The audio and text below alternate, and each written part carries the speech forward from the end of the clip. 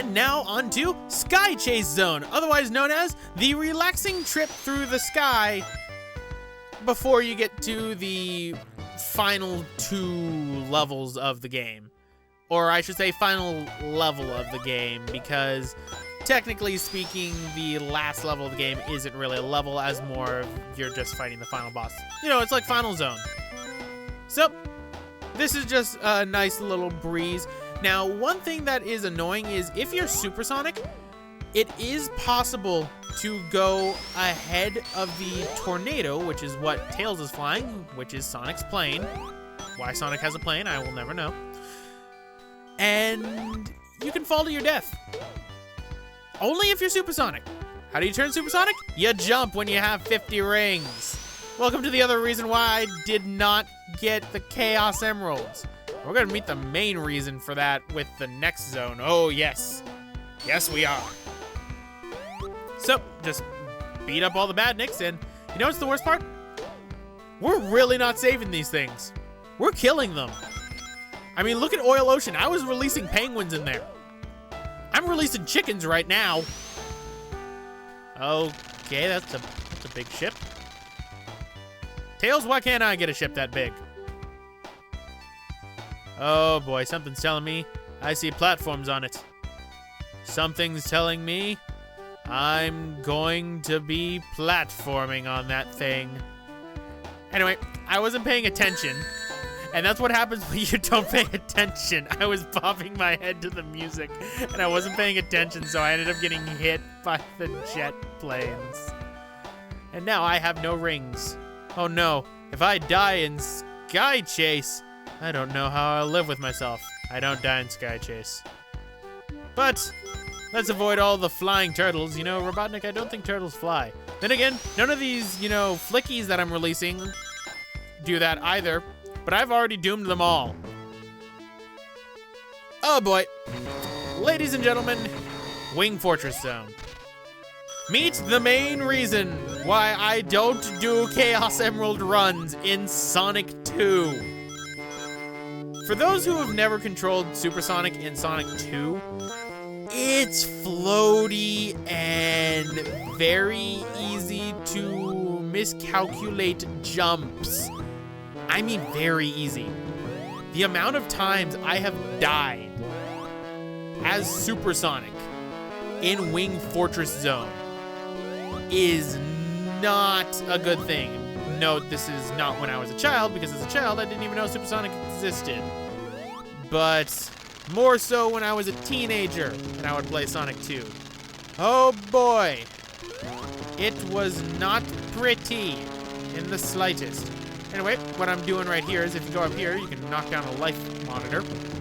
So, let's grab that and go fast in the sky. I don't want to go fast in the sky. Going fast in the sky is scary.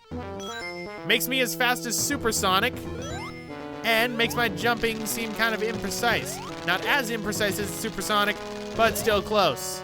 I still have bad memories. Okay, I have no idea why those are there. And how they defy physics like that. Tell me your secrets.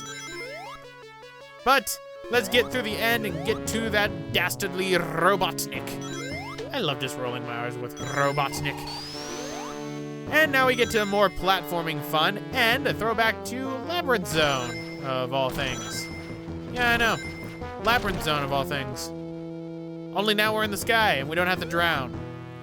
Now right here, it's very easy to die right here, especially if you're Supersonic.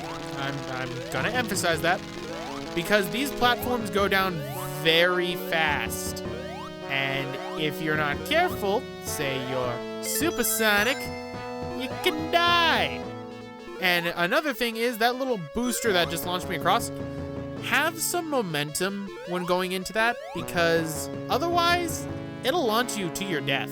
In the initial run that I had done of Sonic 2, that actually happened to me twice, which is part of the reason why I also scrapped it, because honestly, I handle the end of the game way better inside this one than I do my initial run. But we're already at the end, so let's get ourselves another life and fight Robotnik, who has the most ingenious plan ever. Okay, now listen to this. What I'm going to do is I'm going to point a laser down at my airship and have it fire.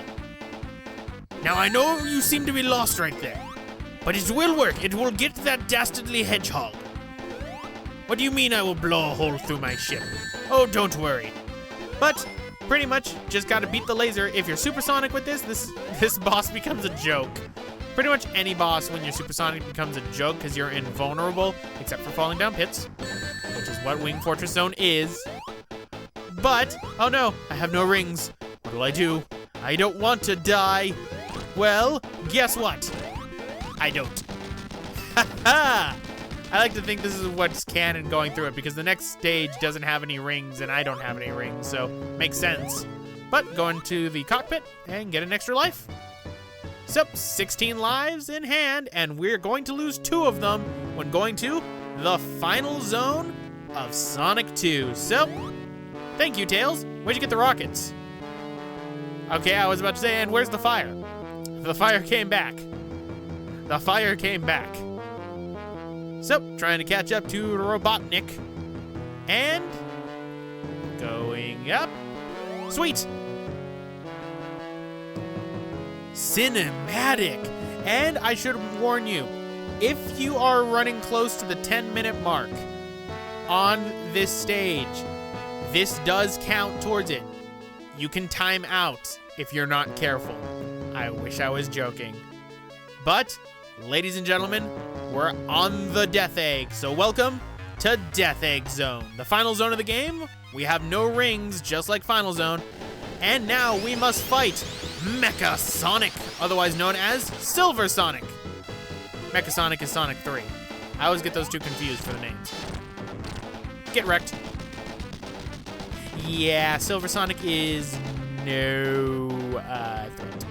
What is a threat is this. Ladies and gentlemen, meet the Death Egg Robot. Now, you can be fancy if you want. If you know the timing and the perfect frame-for-frame punch on the Death Egg Robot, you can score in multiple hits. That would just get me killed. So I'm going to do this the slow and methodical way, which is wait for him to jump up and then bump him in the head.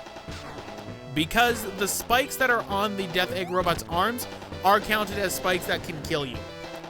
So watch out for that, and touch damage still applies. So, pretty much just go forward. I did die twice against the Death Egg Robot. I never died against Silver Sonic because it's Silver Sonic. And if I did, I would be ashamed of myself. But just keep jumping into the Death Egg Robot. Lather, rinse, repeat. He's done all of his attacks. Now you might be wondering, well, what happens if I get behind him? Robotnik does launch little mini Eggman bombs that are very annoying to avoid, so never get behind the Death Egg Robot, ever. But other than that, Death Egg Robot isn't too threatening when you know the pattern. If you're young and you don't know the pattern, then the Death Egg Robot can be a pain in the butt. Not as much of a pain in the butt as Sonic 3's final boss. And I mean the original Sonic 3, not Sonic 3 and Knuckles' final boss. Although that can be a pain if you have Tails with you. But a few more hits, and we should be done. So, run into him again. And I believe after this, we should be down to only 1 hit left needed on the Death Egg Robot. And there we go. Do a little victory dance, and Sonic out!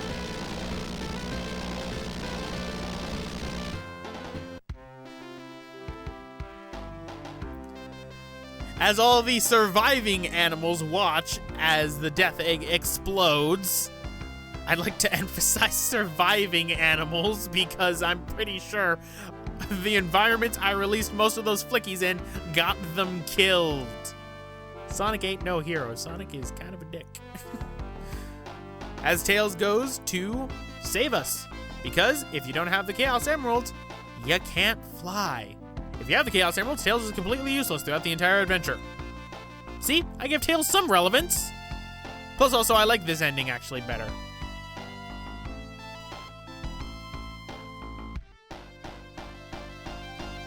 I love this credit music too. Hey look, the flying flickies! You all survived because you can fly! Those poor penguins. Those poor chickens.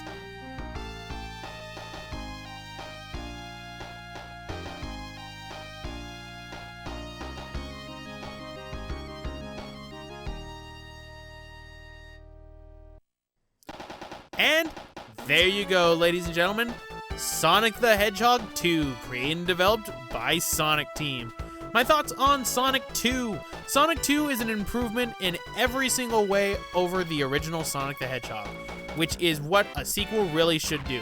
It improved Sonic's controls with adding in the revved up spin dash move.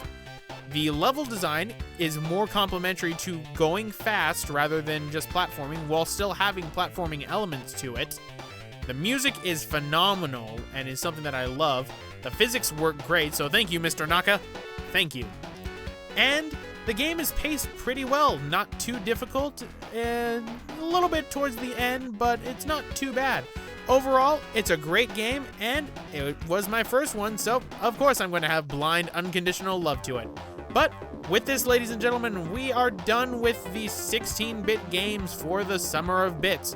So anyway, guys, what that means is it's time we move on to the 32-bit games. So anyway, guys, I'm going to end it off right here. This has been Roxas1359, and I'll see you all for the 32-bit games, starting with Legoland.